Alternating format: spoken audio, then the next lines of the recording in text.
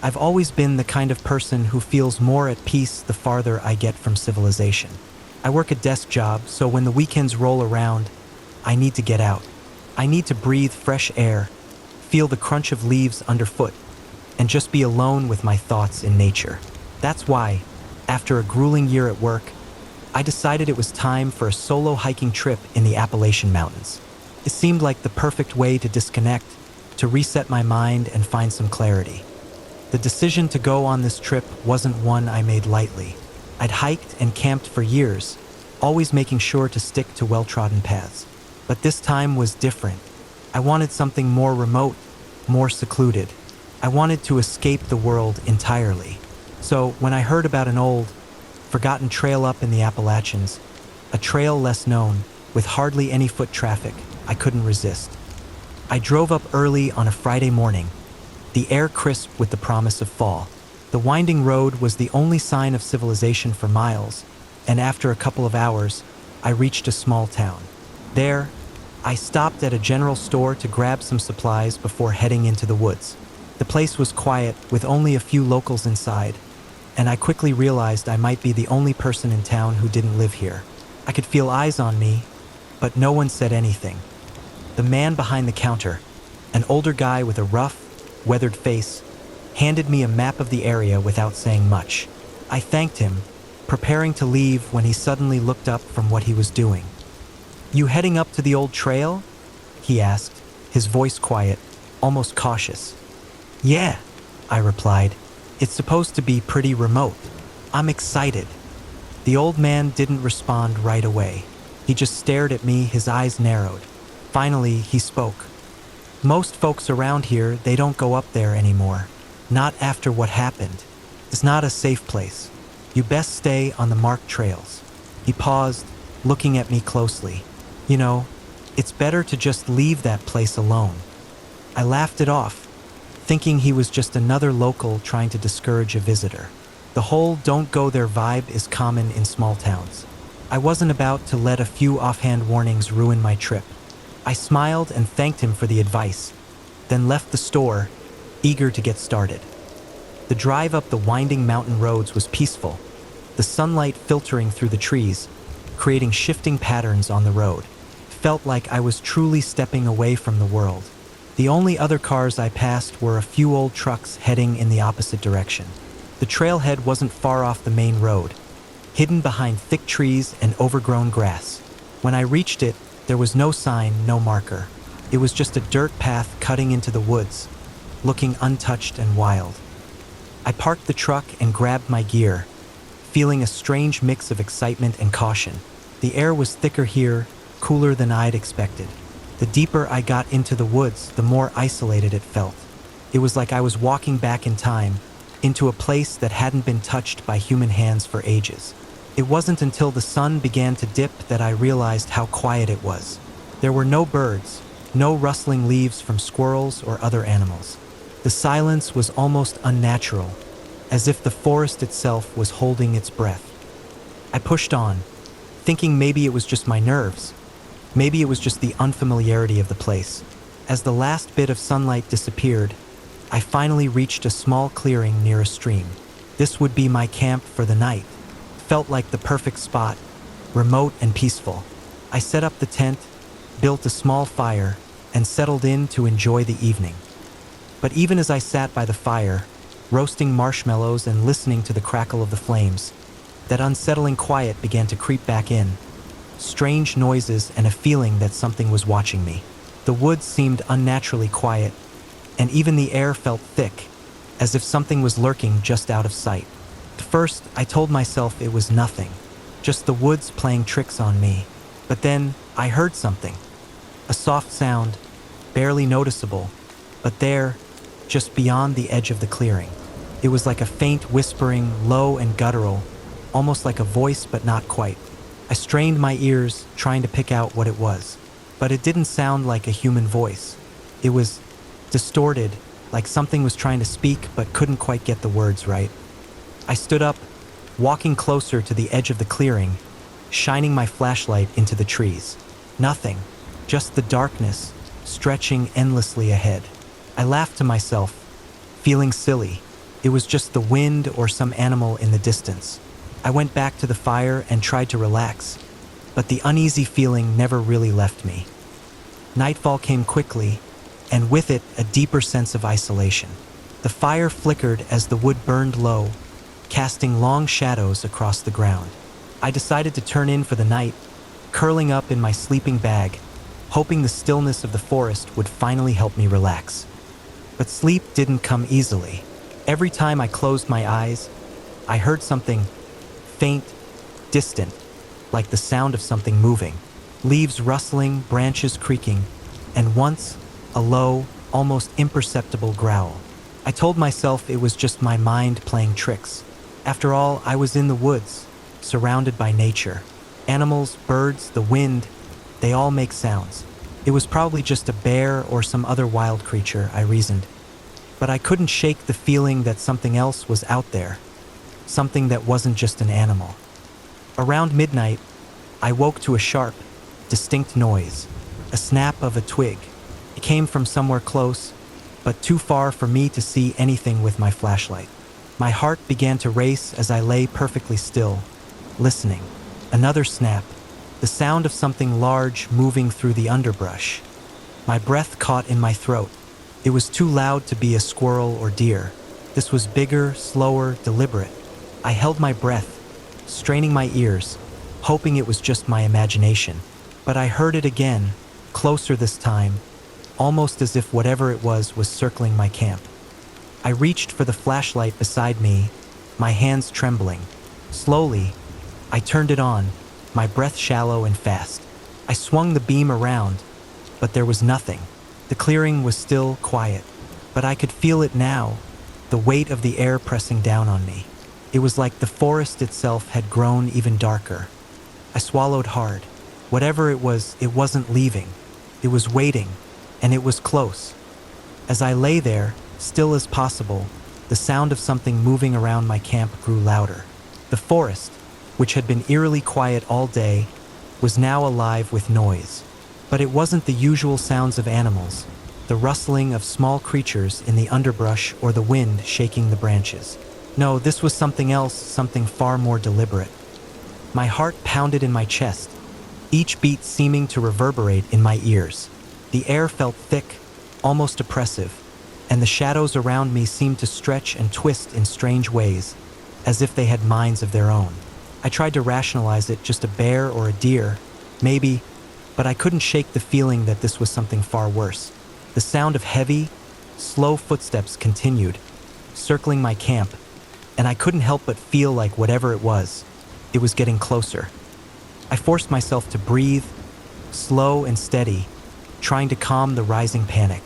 But the more I tried to calm myself, the more I became aware of the unnatural quiet in the forest. It was too still, too quiet. It felt like the entire world was waiting. I grabbed my flashlight again, but my hands were shaking so badly I almost dropped it. I clicked it on and pointed the beam toward the edge of the clearing, my heart in my throat.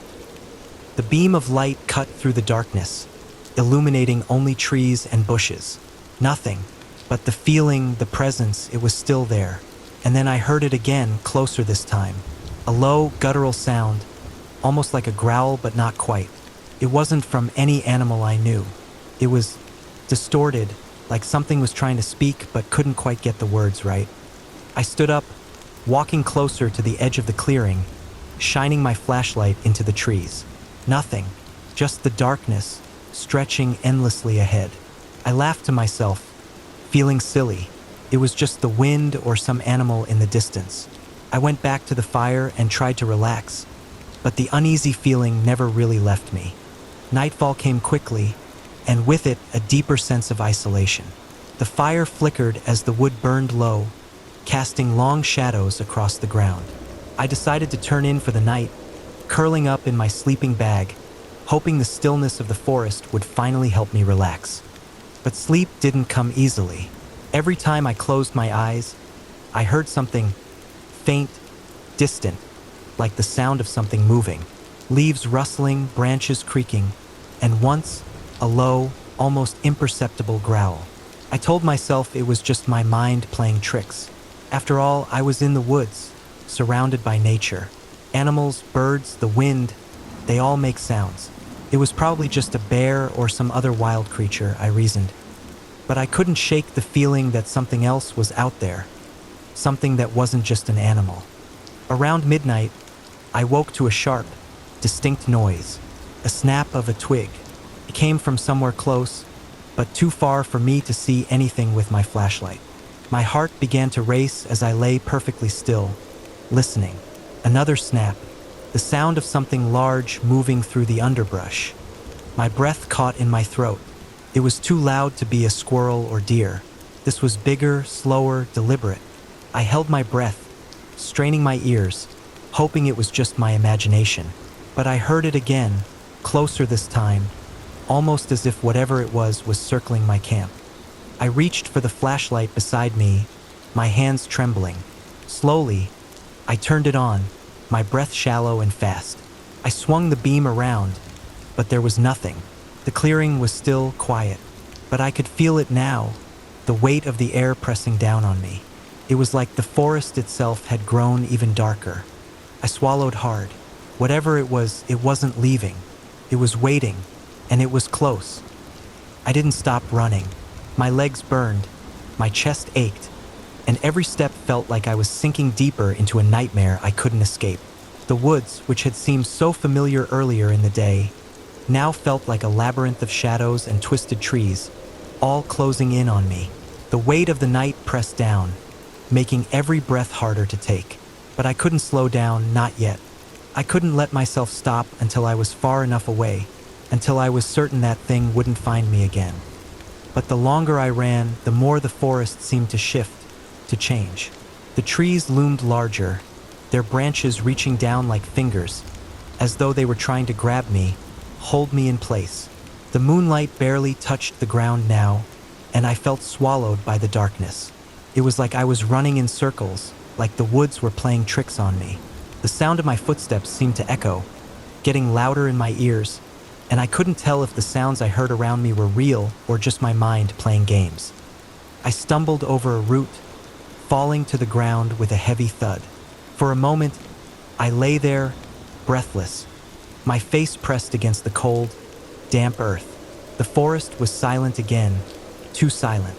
I could hear my own pulse pounding in my ears, the rasp of my breath in the still air. I wanted to get up, to keep moving, but every part of me screamed to stay still, to wait. My instincts told me that if I didn't move, maybe, just maybe, I would be safe. But I couldn't afford to stay down for long. I had already wasted precious time. I pushed myself up, my legs trembling beneath me, and forced myself to keep moving. As I walked, I realized the forest had changed. The trees no longer seemed like trees. The bark was twisted, the branches knotted in impossible shapes. Some of the trunks looked wrong, as if they had grown in ways they shouldn't have. The whole place felt warped, as if the very land had been altered by something ancient, something powerful. I walked on, the sound of my footsteps now muffled by the thick carpet of fallen leaves. Every so often, I'd glance over my shoulder, half expecting to see those glowing yellow eyes, that hulking form stalking me through the trees. But there was nothing. The creature was gone, or so I thought. Still, the feeling of being watched never left. It clung to me, pressing down on me like an invisible weight. And then I heard it again. A low growl, distant but unmistakable. My stomach turned over. This time, it wasn't just in my head. It was real. The creature was back. I froze. My heart hammered in my chest, every instinct telling me to hide, to run, to do anything to get away.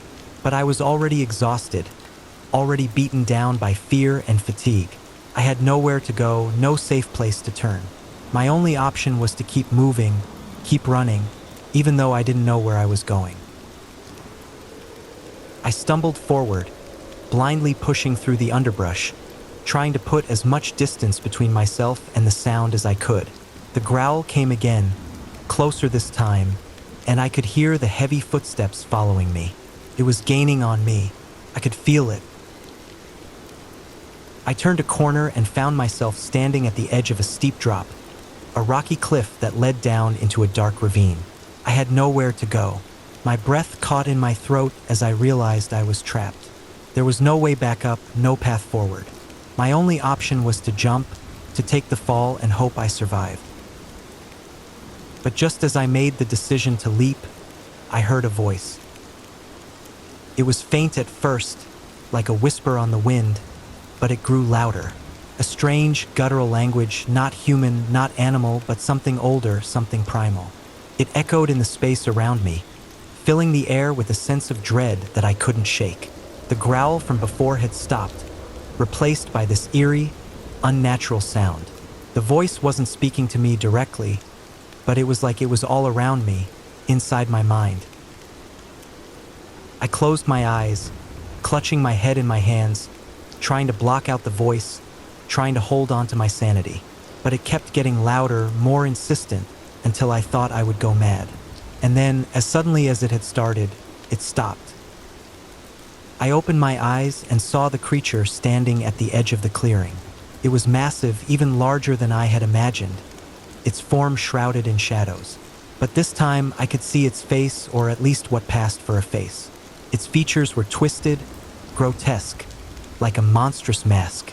The eyes, those piercing yellow eyes, locked onto mine, and I could feel its gaze burning into my soul. Couldn't look away. I tried to move, tried to back away, but my legs wouldn't cooperate. It was like the fear had paralyzed me, holding me in place. The creature took a step forward, its claws scraping against the earth as it moved. The air around me grew colder, and I could feel the ground vibrating beneath me, as if the earth itself was alive, responding to its presence. I didn't know what it wanted, but I knew I couldn't stay here. I had to do something. With every ounce of strength I could muster, I pushed myself off the ground and ran, as fast as I could, toward the edge of the cliff. The creature growled behind me, a sound full of malice, but I didn't dare look back. I reached the cliff's edge and leapt into the abyss below, not caring if I lived or died, only knowing that I couldn't let that thing catch me. The fall seemed endless. My body tumbled through the air, twisting, spinning, the world a blur around me. And then, with a sickening thud, I hit the ground. I didn't know how long I lay there, unconscious or unconscious from the shock. When I came to, I was sprawled on the ground, my body bruised, aching, but alive. I pushed myself to my feet, wincing in pain, and glanced up at the cliff. The creature was nowhere to be seen. I could still hear its growls, echoing in the distance, but the fear wasn't the same anymore. I had escaped, at least for now. My body was battered and broken, but I was alive. And as I stumbled away from the ravine, the sounds of the forest seemed to fade, replaced by the eerie silence of the unknown. The woods had changed me. It was no longer just the trees and the creatures in them. There was something deeper, something older that lived in those woods. And I knew, deep down, it wasn't done with me.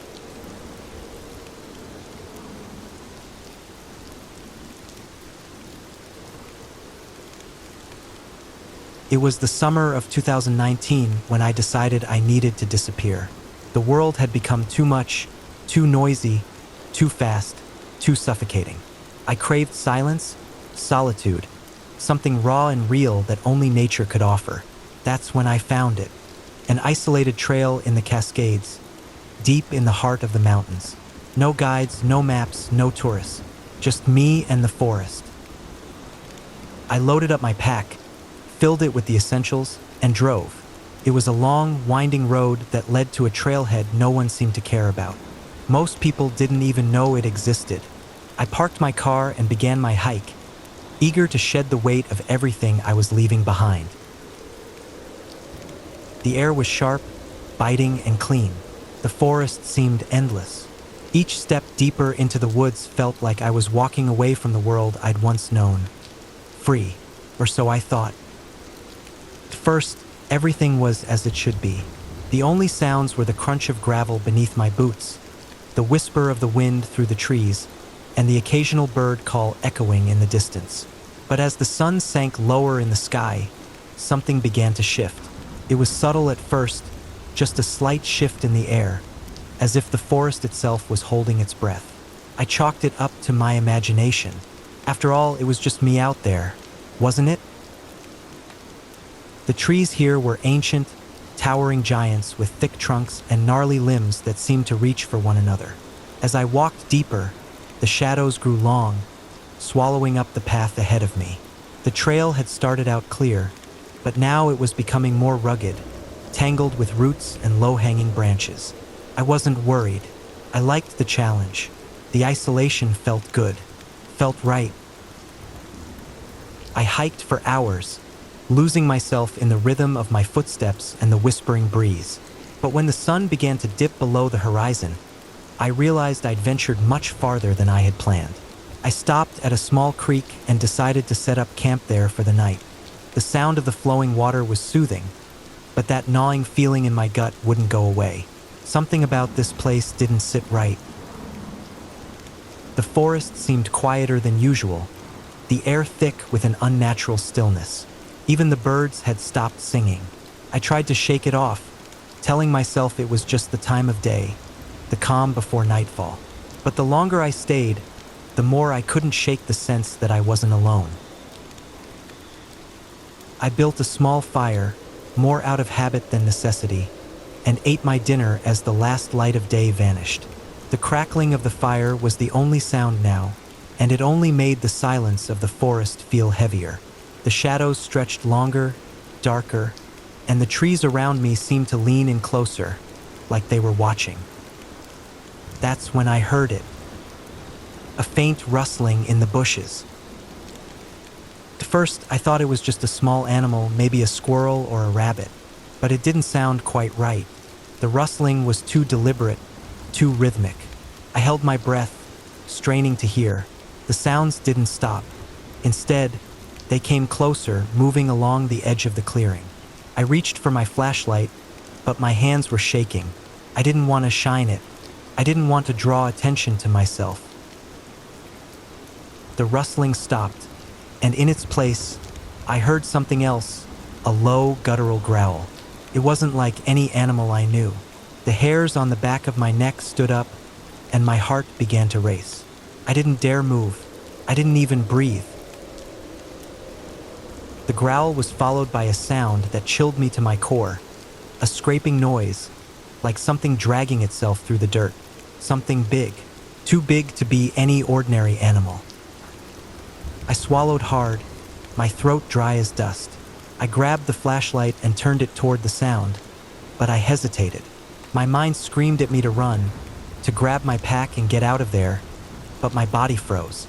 I flashed the beam across the dark trees, my pulse hammering in my ears. There was nothing, just the shifting shadows and the flickering firelight. But I wasn't imagining the sound. I wasn't imagining the growl. Something was out there, something that didn't belong in the woods, something that was watching me. The rustling started again, this time closer. The branches around the clearing creaked, like they were bending under the weight of something immense. And then there it was, in the corner of my vision, just beyond the trees, movement. A dark figure, moving just outside the reach of my light. Its eyes, or what I thought were eyes, glowed faintly, a sickly yellow, like the embers of a dying fire. My stomach churned, my mind screaming at me to run, but my legs wouldn't move. I stood there, frozen, the beam of the flashlight trembling in my hand. Took a step forward. I could see it more clearly now, tall, impossibly tall, with long, thin limbs that moved with a fluidity that wasn't natural.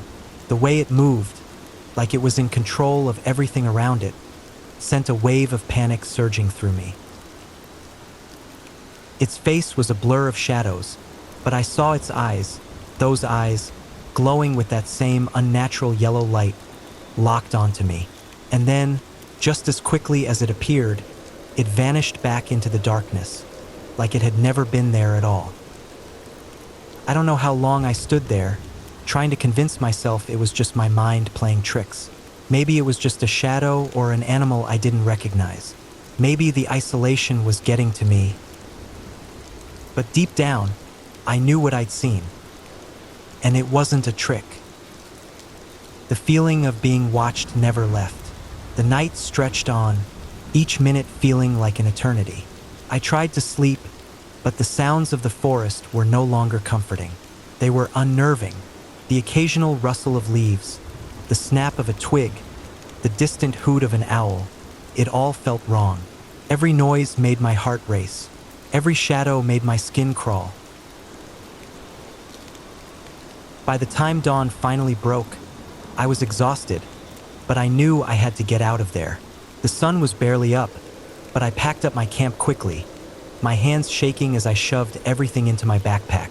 I couldn't leave fast enough, but as I began to move, I felt it again, the eyes on the back of my neck, the sensation of something or someone following me. I hurried down the trail, my boots crunching against the earth, my breath shallow and panicked.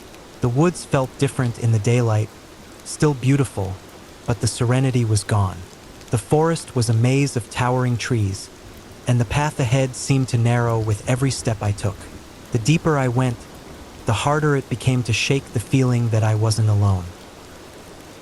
It wasn't just the forest anymore, it was something else, something older, something that had been here long before me and would likely remain long after I was gone. I could almost hear it now, the soft shuffling of something moving just behind the trees, just beyond the reach of my vision. That's when I saw it again. A flash of movement. Something tall, something enormous, darting between the trunks of the trees. Its eyes, those eyes, glowing faintly in the shadows. I didn't stop to look. I didn't stop to breathe. I ran. I ran as fast as I could, weaving between the trees, pushing myself until my chest burned and my legs screamed in protest. But I couldn't stop. I could hear it behind me, just at the edge of my hearing, the sound of something following, something fast, something relentless. Finally, after what felt like hours, the trees began to thin. The trail opened up into a clearing, and I could see the trailhead in the distance. My car. Freedom. I didn't stop running until I reached it. I didn't even look back. I slammed the door behind me, turned the key in the ignition, and sped away without a second thought. I never went back. The world outside the forest was still waiting for me, but the thing I had seen in those woods, that thing was still there, lurking just beyond the trees. I'll never know what it was. I'll never understand what it wanted. But I do know one thing. Some places aren't meant to be explored. Some things are better left undisturbed. And whatever I encountered in those woods, it's still out there, waiting. And I'm never going back.